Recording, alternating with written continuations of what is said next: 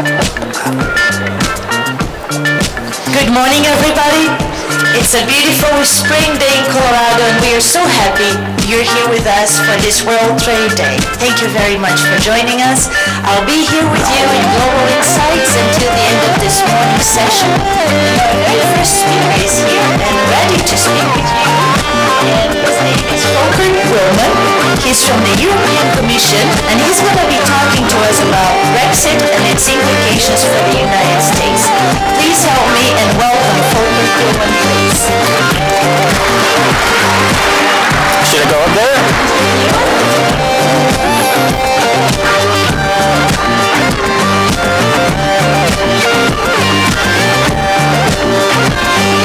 Good morning, everyone.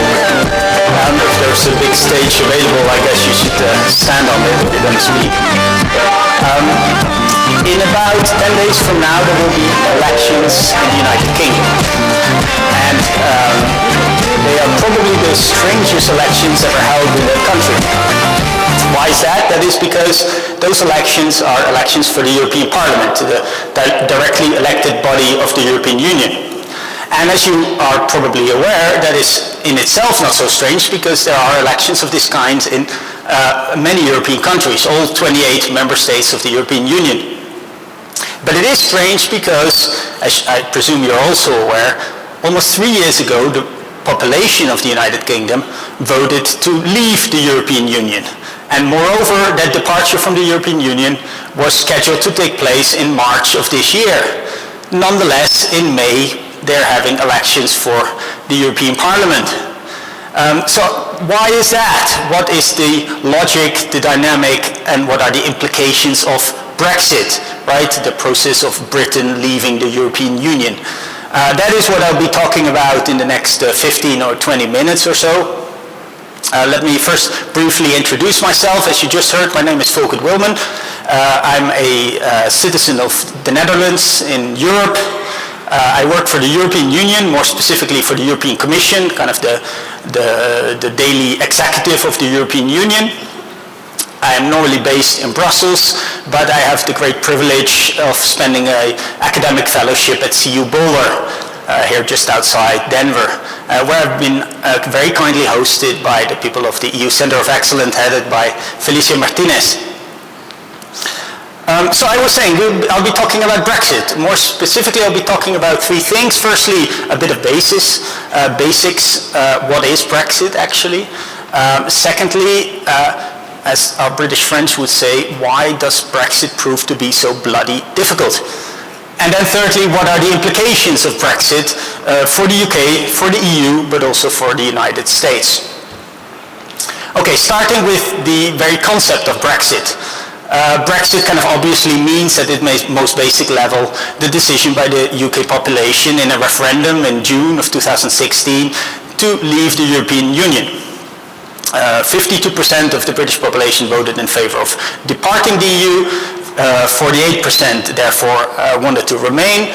The people voting remain, generally speaking, wanted to stay in the Union for economic reasons, and the people leaving, the number one reason was sovereignty. The need felt to take back control, because there's no denying that being part of the European Union means that you give up a degree of sovereignty, right? You collectively take decisions, meaning that you're one vote amongst many others. For instance, about the people that come into your country, immigration, big topic, or the environment or the economy. And collectively, the British people essentially said, well, we are willing to sacrifice a bit of economic growth, which in all likelihood will happen when you leave the EU, but we get something in return, namely our ability to take back control and to take our own decisions. Well, all of that sounds pretty straightforward, pretty simple, but what we gradually have been finding out, keep in mind that this is the first time ever that such a thing happened, the first time ever that a country decided to leave the European Union. What we're gradually finding out is that Brexit is not so much a decision, Brexit is a process. And a process that begins with the question, okay, good, we decided we'll leave the European Union, but it begins with the question then, what type of future relationship do we want to have with the EU? right? Geographically speaking, the UK is not going anywhere. They're part of Europe. They're close to Europe. Europe continues to be by far the biggest trading partner. So you need to have some kind of future relationship. And that the referendum simply didn't say. The population of the UK just said, we want to leave.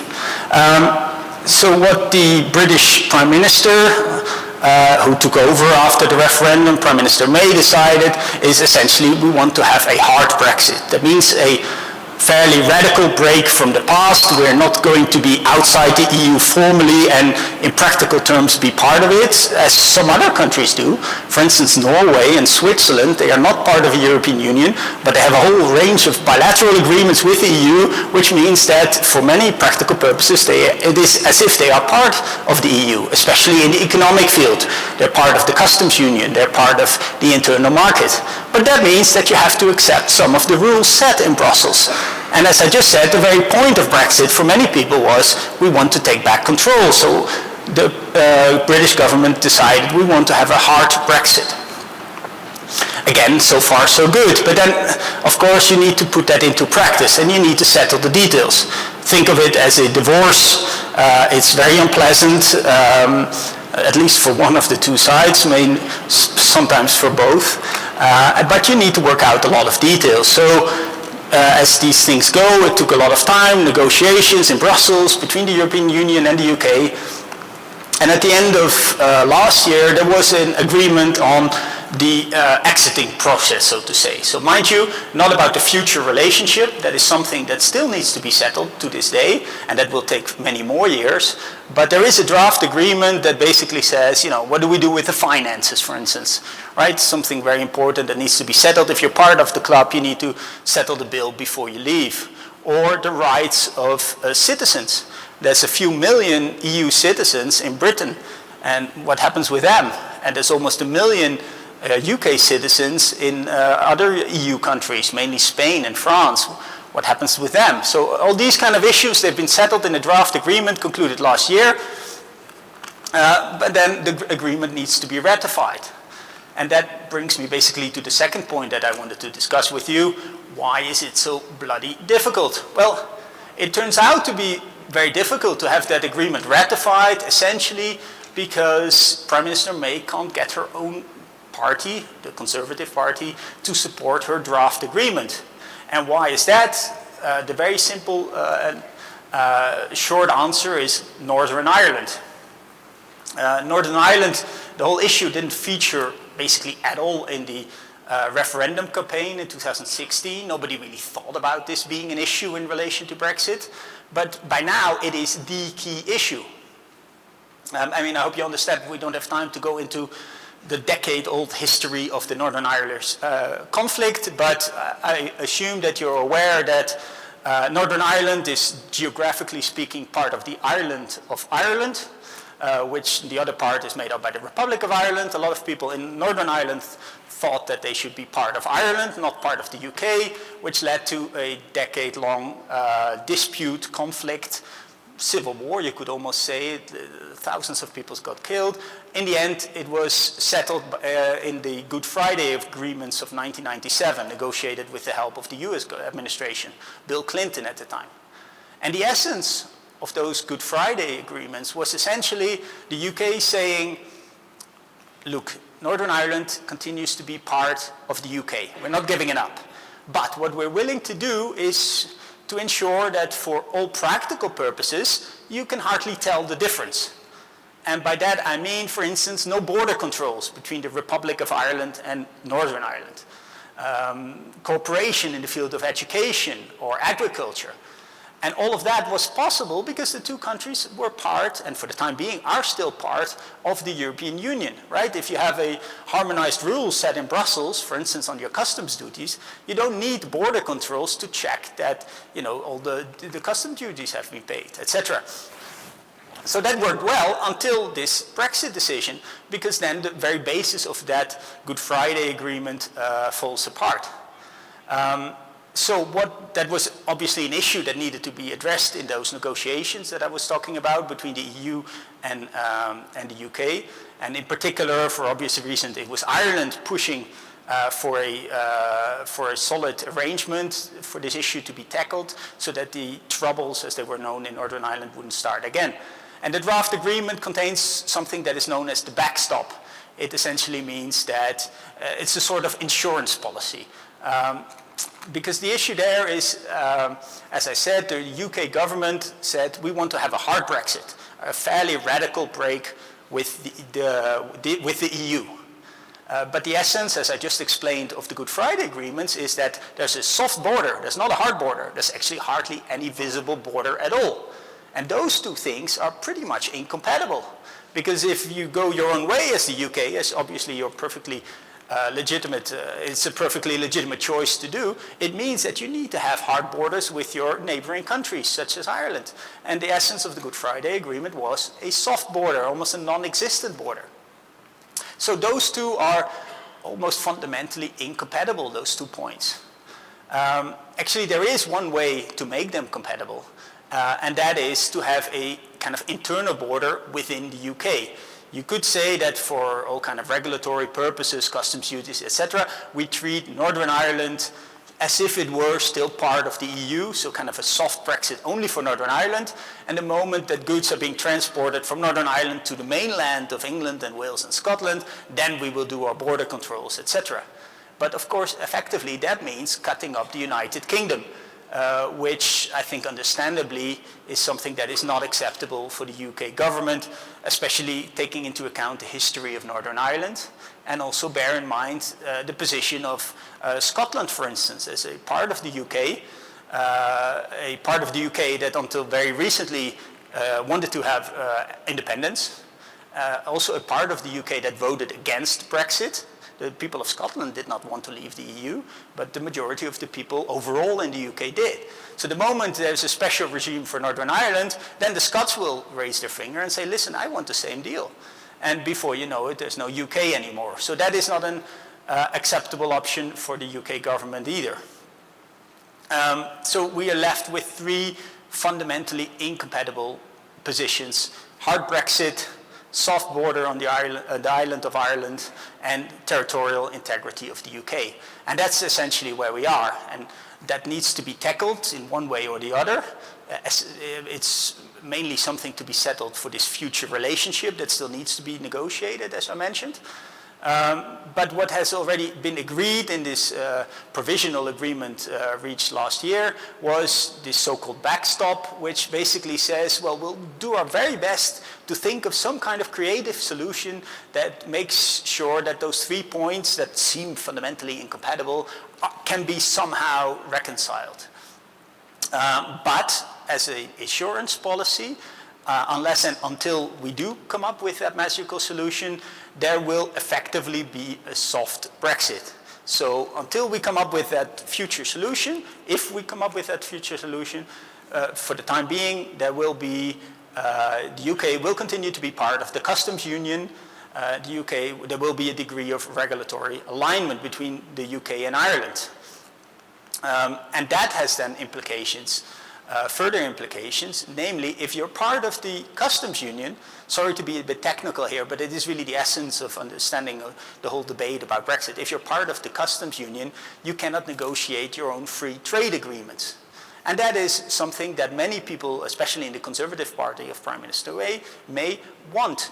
They want to have their ability to negotiate with the Trump administration and to make, to conclude a free trade agreement, because that is part of this overall concept of taking back control. To a large extent, the very case for Brexit was based on, well, we'll no longer be restrained by those bureaucrats in Brussels. We will be free to have a global Britain that, you know, as in the old days, negotiates and trades and makes deals everywhere. And as I said, you can't do that as long as you're still in the customs union, because that implies that you have a harmonized trade policy steered from Brussels. So basically, that's where we are. That is the reason, so that meant that the draft agreement that I mentioned couldn't be ratified. They tried several times, didn't work. Brexit date was supposed to be the end of March, got postponed again. For the time being, the date set is the end of October of this year. So in the British press, they talk about a Halloween Brexit. And it is still an open question whether Brexit will happen at that point in time. Whether it will happen, I think so, but a lot is still uncertain in that field. And that is then also the reason why, as I started out saying, why the people of the UK are still having to go to the ballot box in 9 days from today to elect a European Parliament, because they are simply still part of the European Union, and that legally means that you have to elect your representatives, even if they're only going to serve, at least that's how things look now, they're only going to serve a couple of months and then they will leave after all. It's a very strange election indeed.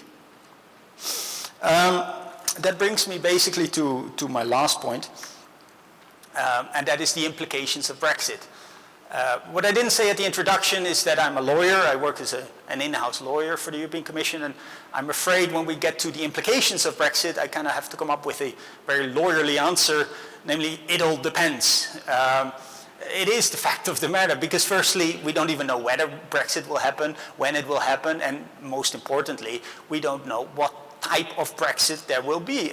Coming back to the point that I made several times now, will it be a hard Brexit or will it be a soft Brexit? And soft Brexit means that, especially in the field of trade, which is a key issue also from a US perspective, that the UK will not be in a position to negotiate its own deals. So having said that, I still think that there are some things that can be said about the implications of Brexit.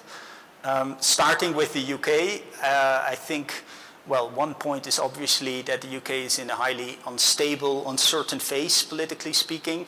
I think it is almost certain that the upcoming elections for the European Parliament will be collectively some sort of vote of non-confidence in the political establishment, not only the Conservatives, but probably also the Labour opposition, given the fact that I think many people in the UK are very discontent with the inability to deliver Brexit 3 years after the referendum.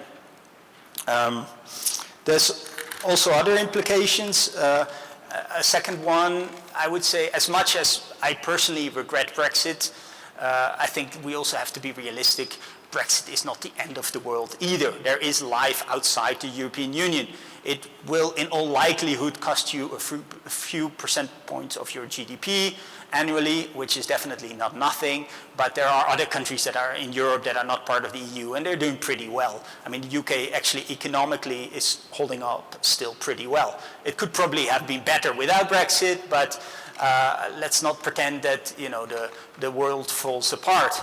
And that also, of course, matters from a US viewpoint, because I think the UK will continue to be, you know, economically fairly interesting market, not as big by any means as the EU market, but still significant, and also a medium-sized power in geographical terms, and that will not change.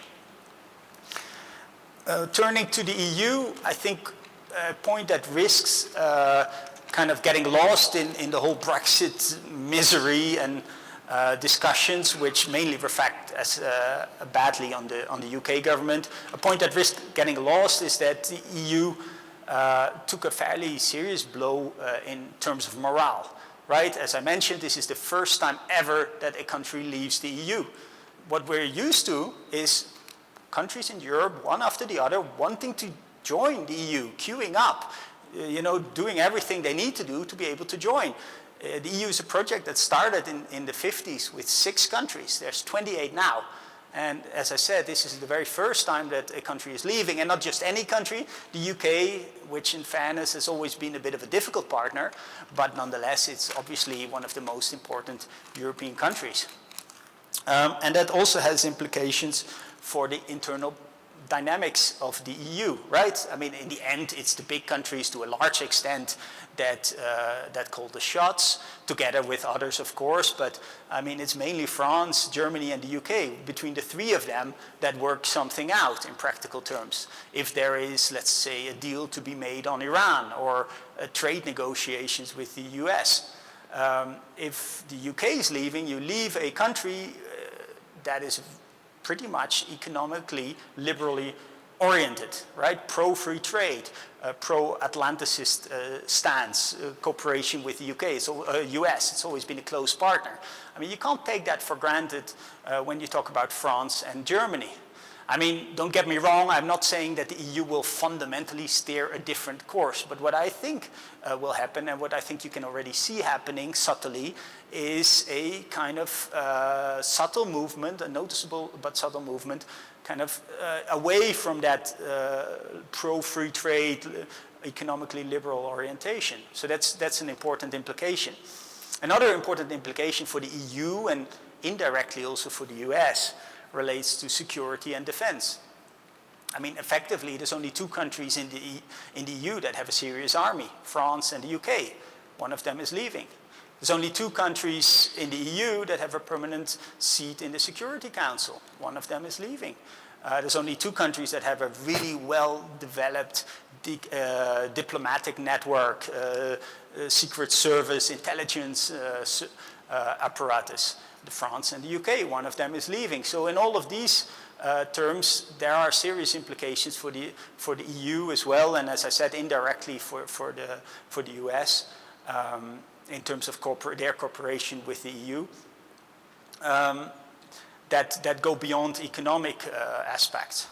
And the last point I wanted to make, also with the view at the time that it is expiring, is that I think obviously it is telling that the moment the results of the Brexit referendum almost 3 years ago were known, was that the Dow Jones Index took a serious hit, which suggests that markets are not happy about Brexit. Secondly, bear in mind that historically the US administration has always been pushing for a strong and united Europe, right? Better one big bloc to deal with for security purposes, for trade purposes, etc., than a whole bunch of separate countries. Also, bear in mind that the Russians are known to have meddled in the referendum, right? Sounds familiar, right? 2016 elections, Russian bots, etc. Don't get me wrong, I'm not saying that the Russians decided the vote. I leave your debates about your 2016 elections to you, but what it does indicate that the Russians at least found it worthwhile to try to ensure Brexit. They found it in their interest. And I'm still of the view that what the Russians think is in their interest is typically not in the interest of Western countries such as the EU and the US. So very last point, a lot remains uncertain, especially in the field of trade, as I said. The world won't fall apart, but there are significant consequences of Brexit for the countries concerned, but also for the US, from the US viewpoint. And it's very much a story that we will need to follow and remains to be continued. Thank you very much for your attention. I don't know if we have time for questions. We don't, but thank you. If anybody has questions, I mean, please feel free to come up to me and see me afterwards. And looking forward to hearing the next presentation. Thank you very much, Folkert, and thank you for the very informative session. If you want to follow up with him, he will be here with us for a few more minutes, and our next session starts in 10 minutes, and we'll be here with Dr. Doug Jackson from the Project Cure. So please do join us in 10 minutes. Thank you again, and thank you, Folkert, very much.